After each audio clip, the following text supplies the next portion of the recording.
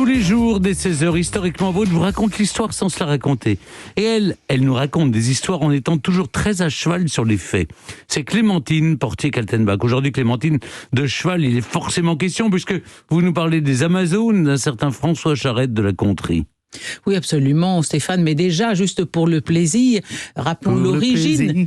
L'origine du mot Amazone, ça viendrait du mot grec signifiant, alors le A privatif, Amazone, privé de mamelles. Ben oui, puisque selon la légende, les Amazones se faisaient couper un sein pour pouvoir tirer à l'arc. Donc le mot même, c'est privé de mamelles. Mais enfin, là, il ne s'agit pas des Amazones de l'Antiquité, mais des Amazones vendéennes. Oui, beaucoup de femmes aristocrates se sont battues dans les guerres de Vendée. Pourquoi ? Bien, souvent obligées par les circonstances. Parmi ces femmes, certaines ont caché des prêtres réfractaires.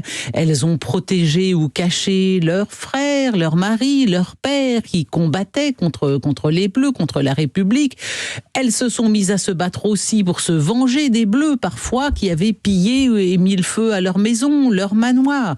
Généralement, ces femmes sont de très bonnes cavalières, parce que dans toute éducation d'une jeune aristocrate sous l'Ancien Régime, évidemment, il faut savoir monter à cheval. Elles sont aussi plutôt adroites au tir, parce que parfois, il arrive qu'elles chassent. Donc, elles vont prendre les armes et accepter de mener une vie de proscrite, de dormir à la belle étoile, de risquer leur vie. À son quartier général de Léger, L-E-G, E, accent aigu. Le chef vendéen François de Charette est entouré de ces dames, et après les combats, il danse le soir avec elles.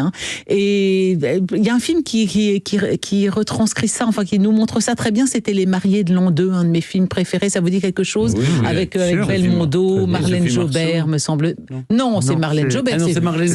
C'est plus vieux. Là, vous confondez avec Les Chouans, avec Sophie Marceau, qui est un très beau film aussi. Alors, parmi ces Amazones, il y a Madame de Fief. Et Madame de Fief est l'aide de camp de Charette. Il y a aussi, vous voyez, dans le rôle donné à ces dames au combat, quelque chose d'extrêmement moderne, alors que c'est le camp qui incarne l'ancien ordre établi. Elle est restée, son mari, en fait, a émigré, mais elle est restée en Bretagne pour venger la mort de son fils. Alors, on la voit galoper à la tête de ses troupes, soit avec un pistolet à la ceinture, ou quand elle est à pied avec son fusil de chasse. Et cette dame, elle survivra aux guerres de Vendée. Madame Bulkeley, née Latour de la Carterie, une femme magnifique et intrépide. Je crois qu'on la voit justement dans Les Mariés de l'an 2, parce que elle conduit ses troupes avec une robe verte, une écharpe blanche à la taille, un pistolet à la ceinture, et elle sera arrêtée, cette dame-là, mais elle fera comme Olympe de Gouges pour essayer d'éviter la guillotine, sauf qu'elle, ça fonctionnera. Elle va prétendre être enceinte, et donc elle survivra également aux guerres de Vendée jusqu'à 79 ans. Elle aura 4 maris, sacré tempérament.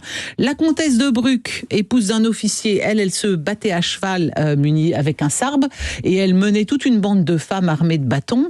Et elle aura moins de chance que Madame de Fief et Madame Bulkeley. Elle est au cours d'une échauffourée, comme sa selle est mal sanglée, elle tombe de cheval, elle se casse la figure, et il y a un hussard qui passe et qui la sabre.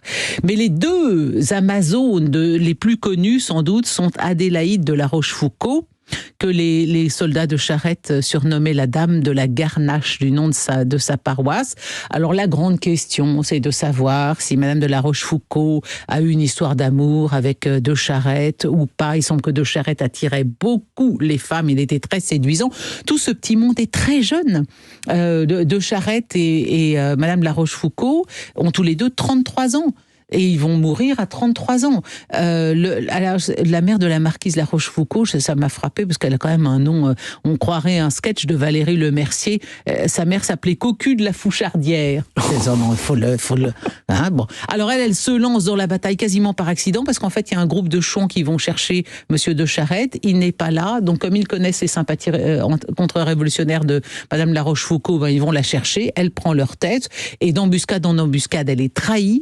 est arrêtée. Et comme ce jour-là, le jour où on veut l'exécuter, la guillotine est en panne parce qu'elle a trop fonctionné, et ben elle est fusillée dans les dunes au Sable d'Olonne le 24 janvier 1794.